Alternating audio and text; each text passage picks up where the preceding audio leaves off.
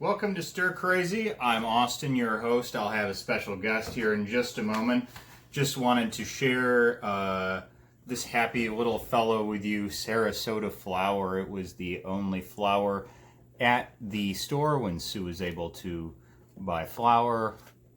Weirdly, I said I felt like the chubby little boy from this bag, eating the homemade bread she made with it, having not seen the package. So that, I don't know, an image from my childhood. And stamps. My stamps came. Look at all these stamps. Stamps! Orbit. Okay. Enough pussyfooting around here. We got scotch to drink.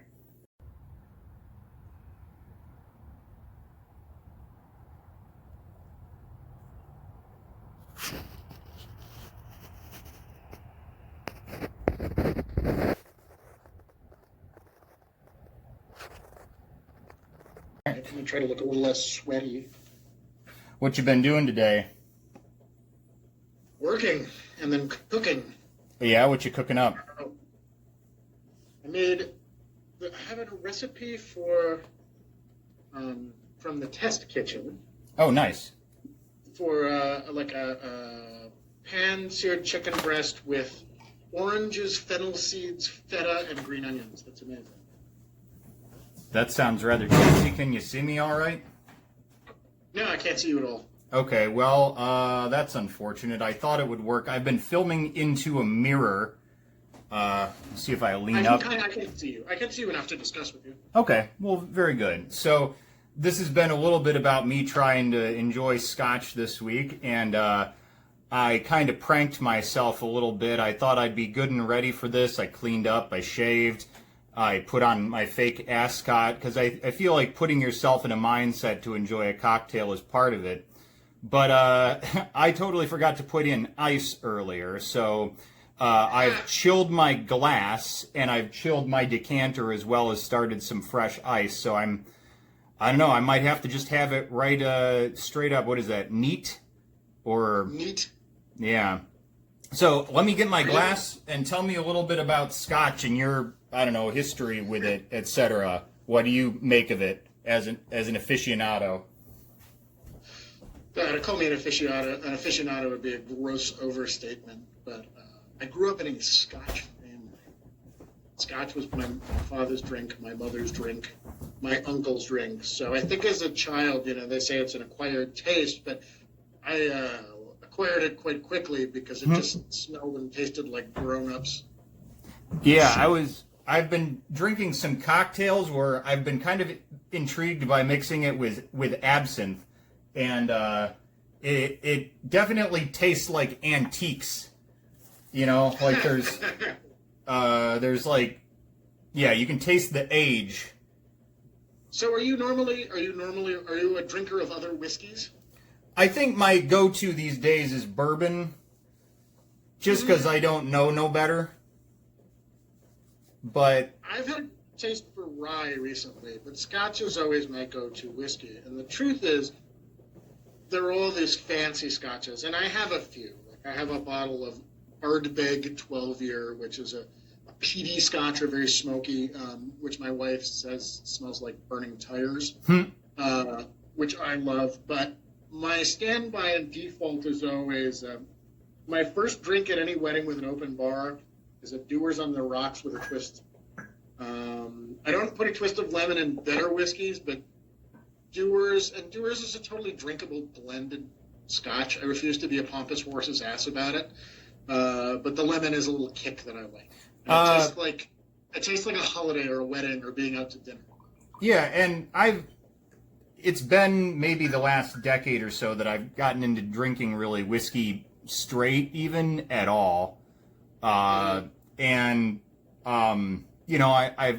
put water in it before, which is interesting. I had a Scotch sour earlier this week, which is basically like a 3/4 of a shot of lemon juice to a shot and a half of Scotch, and that was interesting because it was still strong, and you could really taste the flavor of the Scotch, but there was, lemon sort of over the top. So it's interesting you say that, because I always drink other than a gin and tonic, I always drank, if I was drinking liquor, I was drinking it straight most of the time. I've actually recently gotten more into cocktails, but it's totally like a bourgeois response to being able to afford decent booze and decent mixers. What I didn't like were college cocktails, which was like, 7-Up and Seagrams or something. Right. I'm not a fan of that. It was a Seagram 7 and 7. I'm not a big fan of that. I'm not certainly not like a vodka and Red Bull kind of guy. But I've got into mixing old fashions, which you can do with any whiskey. I do it sometimes with Dewar's. I have a bottle of local rye here I really like. It's 100 proof though, so one will get you done. One will get you where you need to be. Right on, yeah. But making an old fashioned is totally easy because it's just sugar and water. You either make a simple syrup or you muddle it. Little orange peel and a couple of shots of bitters. And I've just recently gotten into bitters. People were nuts about bitters for years, and I don't know anything about bitters, but luckily there's a fancy pants liquor store in my neighborhood, and I walked in dumbly and said, "What bitters should I buy if I haven't had bitters?" What'd they say? I bought another. I don't know if it's a nation brand or not. It's orange bitters, not Angostura bitters. Gotcha. A pompous horse's ass at the wine store recommended. There's a lot of cocktails I've been seeing that call for orange bitters, and I don't have them, and I don't know if I could get those at the grocery store, because basically I'm just going off of what is easy, and I didn't even go shopping last time. I had Sue do the selecting this time around. So we got Saint Germain, which is an interesting liqueur. I've heard good things about it. I haven't done anything with it before. Yeah, it's elderflower, which was really weird. It's got like... Yeah. I don't know. It's interesting. I don't know what to do with it other than the little cocktail recipe it had on the label. I don't think it would be a one to go with Scotch, although I've been looking at like Scotch cocktails, which seems like maybe, sacrilege, but there's some interesting stuff there. The Sazerac I did was excellent. I can imagine. What I would say about Scotch cocktails is, the only thing I would say about Scotch cocktails is, like, if you're mixing it with Dewar's, that's fine. I wouldn't, if you had like a, $100 bottle of single malt Scotch, right, mixing it with even good vermouth to me seems like a waste, but you know what I mean? Yeah, but you better be enjoying it. Yeah, by the same token, though, like I actually have been getting, as I say, I've been getting more and more into cocktails. A friend of mine who was a bartender was suggesting I mix not 3 ounces, that'd be huge. 2 ounces of Scotch to like 3/4 of an ounce each of, or an ounce and a half of Scotch to 3/4 of an ounce each of sweet vermouth and Amaro. You had Amaro? No, I don't. I have Amaretto, Italian, but that's it. And I don't know if there's any relation. It's not that different from sweet vermouth, except for I think it's got a little bit more. It's a little more bitter. But Okay. there's a thing that I am not a well-traveled man, but I went to Italy for my honeymoon, and actually the person who recommended it to me was Wendy Winger. Said, when you're in Italy, drink Amaro, and I really enjoyed like a little bit of it's very, very. It's like you've had sweet vermouth straight. Imagine that, but like the quack medicine turned up to 11. The quack medicine like herb character to it. Okay, so really almost a. Pardon? I was just going to say almost like a bitters sort of thing. Yeah, I mean not as concentrated, but honestly, it reminds me of like what you would have like snake oil you would have bought out of the back of a covered wagon. Interesting. So you're I've seen you guys have been doing some like it looks like baby supply sort of roundups and deliveries. Yeah, we're supplying babies to anyone who needs them. Nice black market style. There's probably high demand. Price per pound is really good on babies right now. The oil market may be tanking, but the baby futures are up. So. Oh, are you baby oil futures? Or are you? Baby oil futures, yeah. They're pressing them. They're artistically pressed baby oil. Good Lord. Yeah, we've been collecting diapers and formula for families in need here in Queens. Well, that's cool. Is that part of a any organization or just like kind of a group of parents or? It's way more ad hoc than that. I mean, it's Okay. affiliated with an organization called Together We Care, and they are like a 501c3 charity here in Queens. But the person who's organizing actually is a friend and neighborhood sort of activist and civics person extraordinaire named Nuala O'Doherty, who's running for state assembly as well. We've known her for several years through local things, but she lives a couple blocks from us. She has a house, and she literally just started like a food pantry and mutual aid society out of her garage. We had a daughter almost exactly a year ago. We went on Monday, and ended up basically we ended up. Alexis had all these connections. My wife had all these connections with all these like new mom groups on social media or whatever. So she kind of shot the bat signal out. When you have a kid, people send you baby formula. Like, I don't know how Enfamil and Similac like find out that you're pregnant, but we started getting formula samples like kind of suspiciously, creepily early on into my wife's pregnancy. We had them lying around. We're like, well, our daughter's been breastfed, so we're like, well, people need this though, and they're people without jobs. So Alexis put it up on Facebook on who wants this. All of a sudden now we're getting diapers and formula mailed to us left and right from people all over the country. So it's been very cool. Interesting. So wow, a whole just crazy network of people sort of funneling it around where it needs to go. That's neat. I also think though we're at a point now where like this is such a weird, crazy moment in history where I hope you're not expecting these to be evergreen. We could talk about COVID-19. No, please do. I mean, like, I think what I'm going for with this, it's, I mean, somewhat of a distraction, but I think some of the better episodes have just been chatting with people that I know. It's like having a drink with friends, because obviously nobody's really doing that too much. Yeah, exactly. That's the thing I miss. I mean, you know, I like having a drink with my wife and daughter, but my daughter can't hold her liquor. Right. So, you know, she's a total mess. So what, do you do, like, breast milk White Russians? Like, what, Yeah, of course. Okay. I mean, yeah, she's young. Yeah, really yeah. Just cool and milk. We cut out the vitamin. She's 20 years old. Yeah, that's probably smart. Stuff. She can have liqueur, but we're not crazy. God, this is making me want to, like, make something with Enfamil now, like a crazy person. Yeah. I've never had, well, I mean, maybe I've had formula. I don't remember it if I did. Oh, man, because I always think about, like in the Big Lebowski, he's always mixing White Russians, but one of the grossest things is him using Coffee Mate for it. Yes. I can just imagine using a healthy scoop of Similac. You know? I don't even, like, I'm not even really familiar with the product. Like, I assume it's sort of like dried milk, or I don't even know. Yeah, Coffee Mate. Oh, Coffee Mate. Yeah, I'm a little more familiar with that. I'm talking about, like, Similac or Enfamil or whatever. I mean, again, our baby's, she's been breastfed, but no, I think it's kind of the same basic idea. It's powder you mix with water and it becomes synthetic breast milk. But yeah, I think you could use it.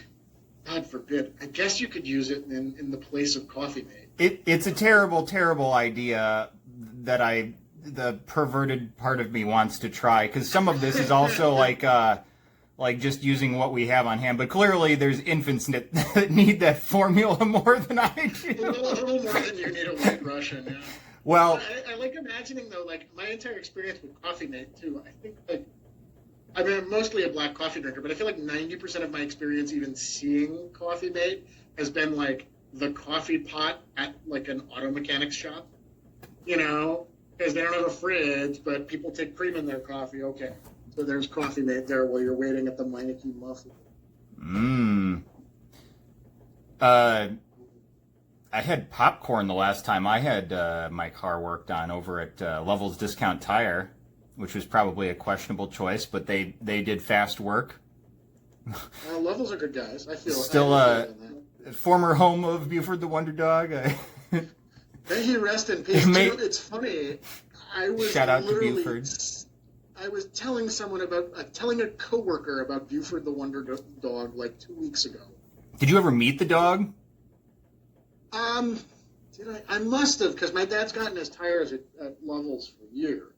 And my wife points out in the other room too. I was telling her about it, but I was telling a coworker about it too. I've been talking about Buford a lot lately. Those commercials were great because they'd roll the tire out and you'd take the whole damn tire. But yes, I definitely was at Oh, I definitely met Buford because my dad has gotten tires from what's Lovell's name? It's not Jim Lovell. Jim Lovell was an astronaut. Who's I'm not sure. All I know is Butch, the guy that works at the counter.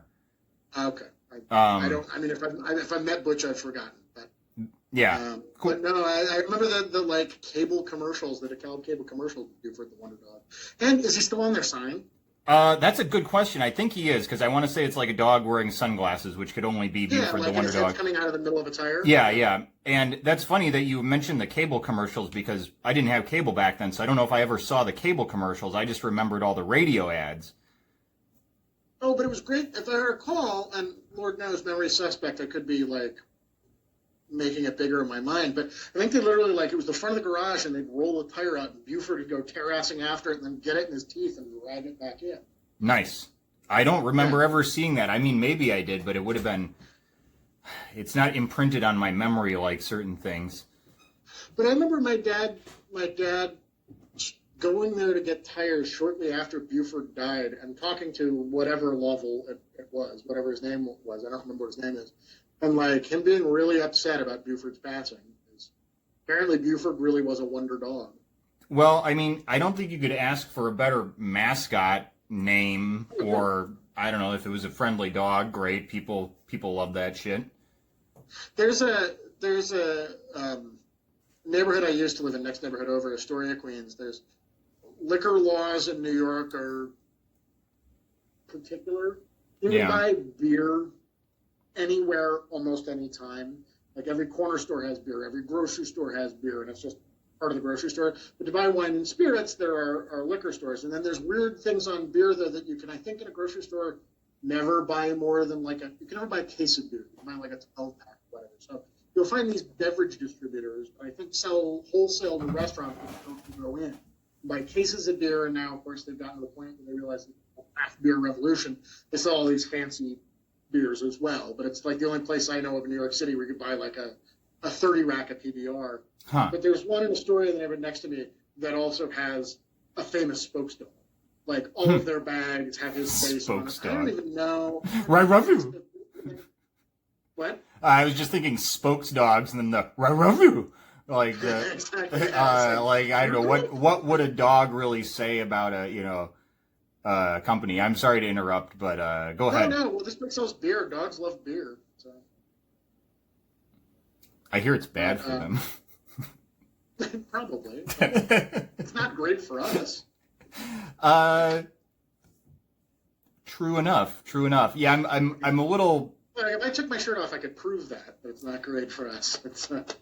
It's a little weird, like suddenly dedicating myself to basically drinking every weekday, which is not necessarily. This has become your profession. I've been busy the last couple of weeks. I haven't caught up, but I need to. Avocation, right? That's a way of like not working and working on something? I don't know. It's a $10 word for hobby. Yeah, well, I got a lot of them, those hobbies. But I don't know, this seemed like the original post got a lot of traction, and then people seemed to respond well to it. So I'm just running with it. I want to go back and see your episode about palomas, because I want to try it. It was one of the most underwhelming ones that I had, but really, yeah, but I think it was, I blame that one on user error. Like, again, it's really about setting yourself up for success, and I think my grapefruit soda, A, it was ruby red squirt, which might have been the wrong choice, and B, it was rather flat. So, it was really strong too. Like, I didn't need 2 shots of tequila plus in a drink for just the afternoon. My timing was wrong. What's that? What kind of tequila were you using? Just Sauza, my favorite, because it has a square bottle that I can put sticky notes on.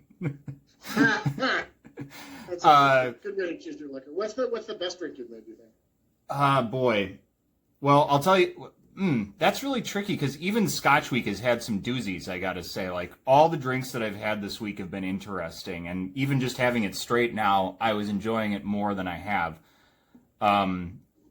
I think it is a taste you can acquire. I mean, it's the same way that like when IPAs first got big and people were like, "Oh, it's too bitter," and then lots of people I know whose palates have changed and have started to like those too. I think Scotch and a lot of whiskeys are like that too. It takes a while because it can be a little forward. Well, yeah, it's weird because like, all right, so the whole taste that I sort of objected to is that sort of leathery Band-Aid-ish. I don't even know what to call it, like Scotch flavor, which the is peat. when you get into like I was talking about Ardbeg, which is really peaty. Yeah. Like I could see you calling that Band-Aid-y. Like it's a little rubbery. Yeah. It's weird, but then like, okay, so on the flip side though, Andy, who inspired this, I was at a get together, I believe it was Tony's 50th, if I'm not mistaken, and he had a bottle of Lafroig there, and I tried some, and I forget, it was probably just on ice. I don't think he probably did it up right, nothing super fancy or anything. I don't remember a lemon wedge, but like that flavor was forward, but I liked it. So it made me go, what, like just kind of scratch my head over it, because it's like, clearly there's something else going on. It had a smoothness or I don't know, like less burn. Well, I don't really understand. Lafroig, though, that's really good stuff. Yeah, it was really fucking good. One of the parallels that I can draw maybe was to my relationship with sushi, in that I'm not a huge sushi fan. Like I always joke with my wife that like, if you ever want sushi, let me know and I'm game, but I literally will never be the one to suggest it. Yes. I had it several times through high school and college and whatever, was never a huge fan. And then years ago, I was out in Seattle, and I went to a really excellent sushi place where the fish was like incredibly fresh and caught that day and whatever. And I had really excellent sushi, and all of a sudden I was like, oh, okay. So now that I've had like the really good stuff, I get it, and can kind of work backwards from there and see how, something else is an approximation of it. And I think that can be true with whiskeys and other things too, is if you have the really good stuff, you actually start to appreciate the character of the, more middle shelf, lower shelf stuff too. Yeah, I think there's definitely, like, once you have it the right way, you can go, oh, okay, well, you can see what the other ones are trying to be. Yeah.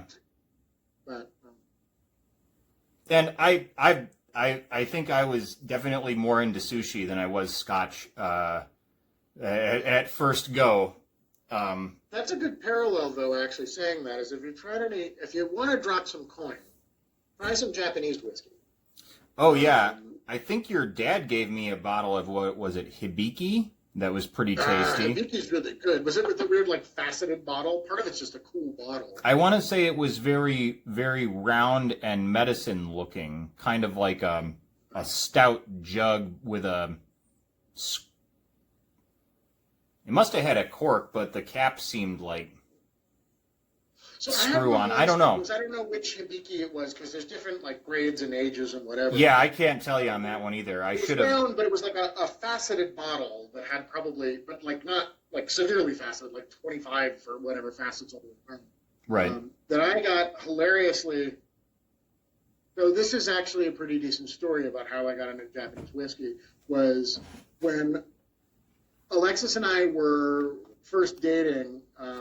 She had like a weird third cousin who was finished law school and had a job in New York, and got in touch with her because he was having a barbecue, and he was living in an apartment in Brooklyn, and all of his roommates were Mormons on mission, which he said was great because they never drank his booze, they never took his beer, because he lived with like in this 4-bedroom apartment in Brooklyn with all these like 20-something Mormons.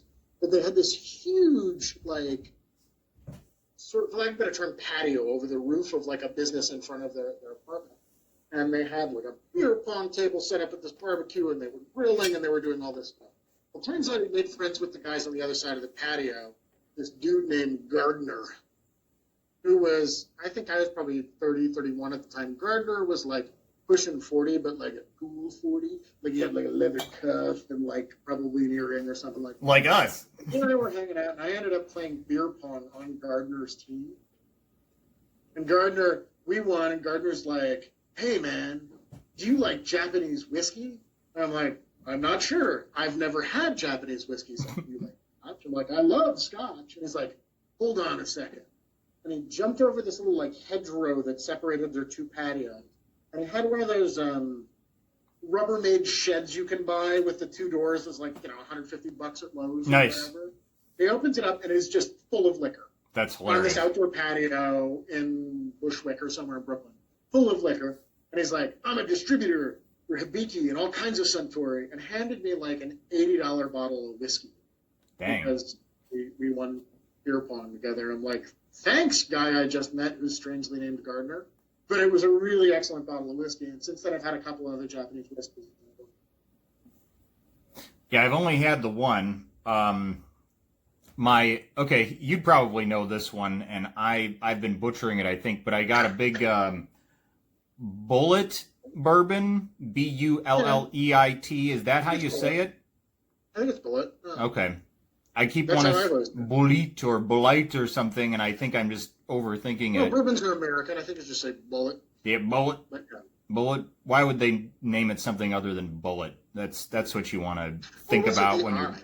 Like, What's that? They fancy it? What's with the eye in it? It's just be like, bam! Like, Yeah. one between the eyes. Gut shot. No, I don't know. I assume it's the name of the distiller, but I'm sure it is. I'm sure. So I'm getting froggy here, getting crazy. We just got an amaretto, and I do enjoy an amaretto, and I want to say a Godfather is Scotch and amaretto. I'm gonna go light on the amaretto, heavy on the Scotch. That sounds reasonable. You were talking about Rob Roy's, right? That's Scotch and vermouth. Yeah, basically like a Scotch Manhattan. What whiskey do you normally put in a Manhattan? Bourbon? Yeah, I suppose so. I think rye is also acceptable. And I mean, if it was my grandpa, it was Canadian whiskey, so I don't even. It's a blend, I guess. I think Canadian whiskey, in my experience, is pretty gross, but like pretty rough. It was Crown Royal. That was just his go-to for whatever reason. That was Crown Royal's better than Canadian Club. Yeah. I had a Crown Royal bag. Gary gave me a bottle of Crown Royal for standing in his wedding, I think. And I had a Crown Royal bag that was my laundry quarters bag for like the better part of a nice. Day after that. When I still go back to the laundromat. I don't know if you saw the Mr. Rogers episode that I shot, but I made a puppet of King Friday, and his cape is a Crown Royal bag, which I don't think really like came through in the shoot, but I thought it should be. So I thought it was kind of funny. My favorite episode thus far, and I have to admit I haven't caught up in recent weeks because life has been busy, but I love the breakfast shotgunning beers in an owl. That's funny. That's the second vote for that one. I didn't think that one was so. Yeah. Okay, well, good. That's your the goal. Downstairs shower? Yeah. It looks like absolute garbage right now, and I need to remodel. Yeah, you looked a little like you were showering and then drinking in a prison, but. Yeah, well, that's aren't we all? Prison of mind. Yeah. So I don't know. There's one I just put up with Greg. I don't know why he mentioned that was his favorite as well. And I've got like a little, speaking of drinking? What's that? Is Greg drinking? No, I've had 2 guests that don't drink on already, and you're my 4th guest, which is really funny. I don't want to get anyone in trouble, but I thought Greg quit drinking. No, he's fine. He just wanted to stop by and pick up some pawpaws that I had dug up out of the yard. So, did you keep adequate social distance in the process? Well, if you check it out, I made this like prison window with some kids' toys I had laying around. So anyway, I shouldn't be rehashing other episodes while I'm just chatting with you here. That's okay. I'm hoping I'm not making this hard for you to edit, but no, I'm just gonna let it run because I haven't run into any issues with YouTube like saying you're too long or whatever. And if it becomes that, well, maybe I'll just quit. But like I've been shooting like fucking hour episodes, which I know is not what people want to necessarily watch, but maybe they'd be in the mood for it later or something. I don't know. So it's just, these are for me. If other people like them, great. I also liked at least the episodes. As I say, I watched like the first ones a lot, and then my life has just been. You would think without like commuting to work, my life would be simpler, but that it's amazing how much raising of my child daycare has done. Yeah. That I now Alexis and I have to do of our own accord. So that's why I ended up pushing off until later in the evening. Is like very rarely have much time before 9 o'clock. Oh, sure. Well, I'm glad you made some time for me. I appreciate it. Absolutely, it's been too long since we talked. Yeah, well, that was part of it. The Scotch week. Yeah, and I should have I don't know. I didn't think too hard in advance, or I didn't plan well enough in advance to get my Scotch aficionado friends. But I've got a little bit more. Scotch is but to say Scotch aficionado is the same thing for my relationship with beer and my relationship with all kinds of things. Baking bread, watching baseball. I may be the most into baseball of any of your friends, but I am not even on the tip of the iceberg in terms of baseball nerddom. Oh, sure, yeah. The Scotch. I'm sure to a lot of people, the fact that I like viewers touching the legs, Well, I'm not good tight buds with super amazing Scotch. No, I know. No. My point is more though that there are certain things that invite a level of fanaticism that I've never been able to muster for anything. Things I truly like. Scotch is up there, beer is up there, baseball's up there. Even certain music, certain bands and music genres and whatever. It's just the ability for almost anything for nerds to go a depth that I just that takes it from being fun anymore to me. I don't know. It makes it seem like graduate school as opposed to a hobby or a fun thing you do on your free time. Yeah, I can't muster that energy. I can't be a completist with collecting anything. Yeah, I feel that. I don't know. I've collected many things over the years. Nothing complete, but just fun stuff that amuses me and.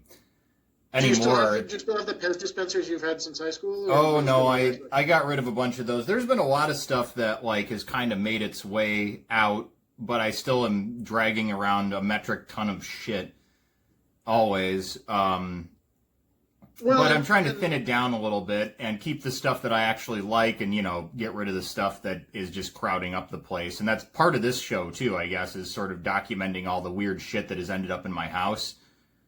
Well, that's the other thing I've loved is watching you with the varying shot glasses and barware you have. Well, why not show it off? I mean, it's some of my prize items from the thrift store right now. You probably can't see this, but I've got my BC glass. Maybe you can see this now. It's the cartoon. Yeah. It's what is it, Johnny Hart or whatever that did it. But isn't that weird evangelical Christian undertones to that? Oh, probably. Gross. Great.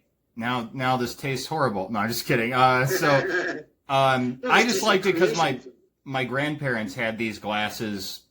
That's fun. And they had the one with the caveman, I think, riding the wheel unicycle. I don't have that one. I almost wish I hadn't done this I'm on my laptop and I don't feel like I've got it hooked up to a second monitor and all this other stuff. Otherwise, I'd show you but even then, if you're posting these to YouTube, I have great barware that's not YouTube friendly. Is it naughty? Tell me more. It's very naughty. So years ago, Alexis, my wife, is from Boston area, and her entire life they vacationed on Cape Cod.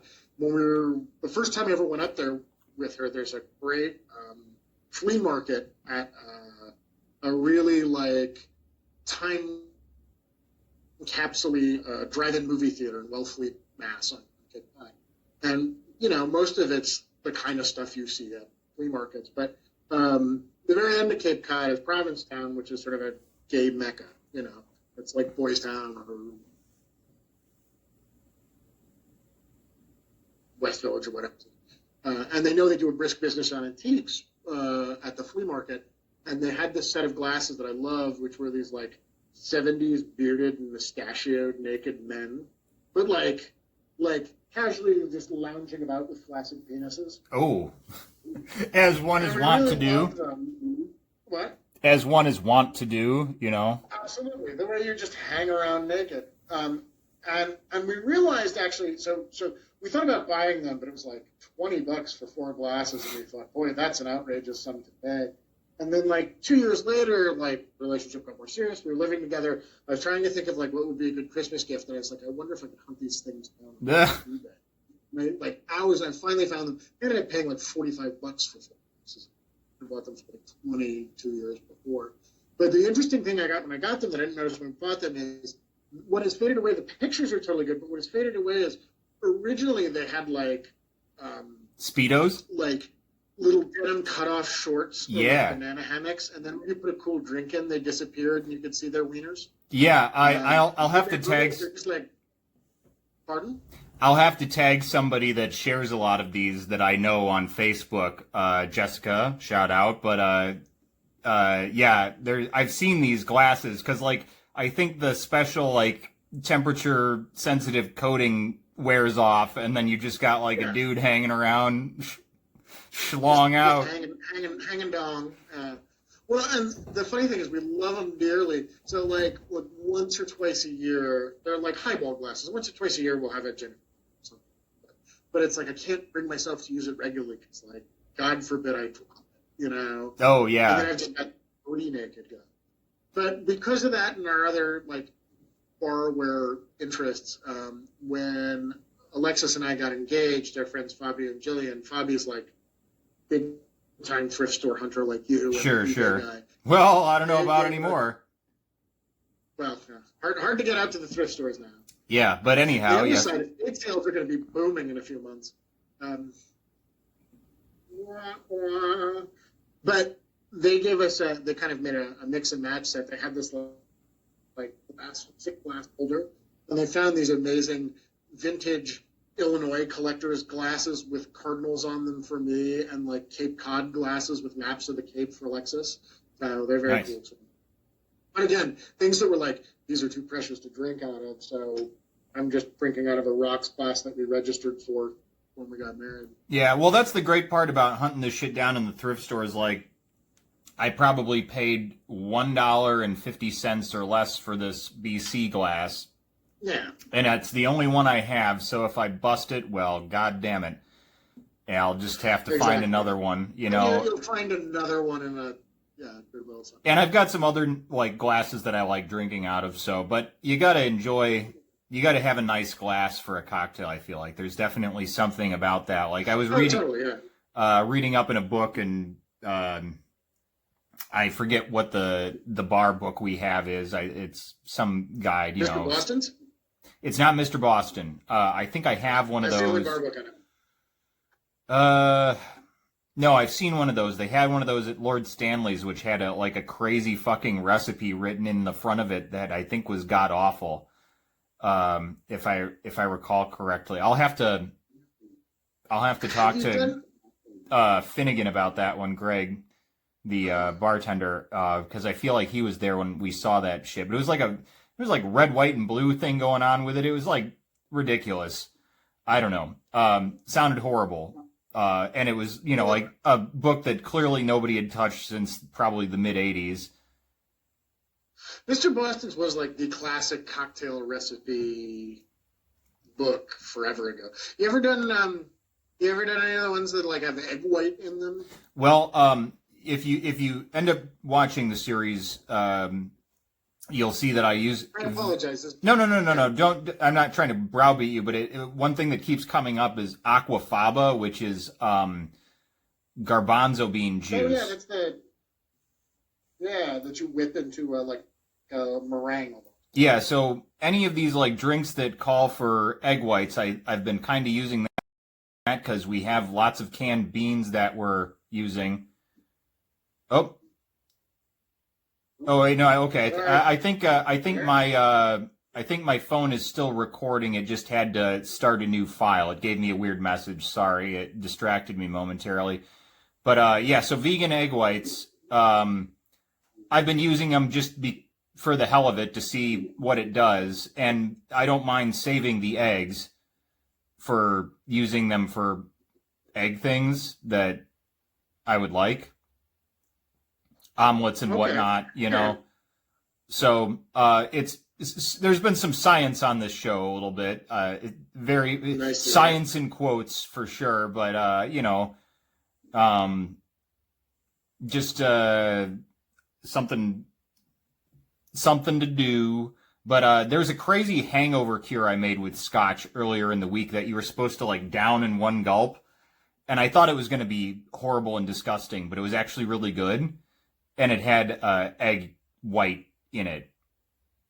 That it's like egg white, lemon juice, lime juice, 2 ounces of fucking Scotch, and a little bit of absinthe, and some simple syrup. And I've been using I think maybe. if the answer is like what is curing your hangovers, you're actually a little buzzed off.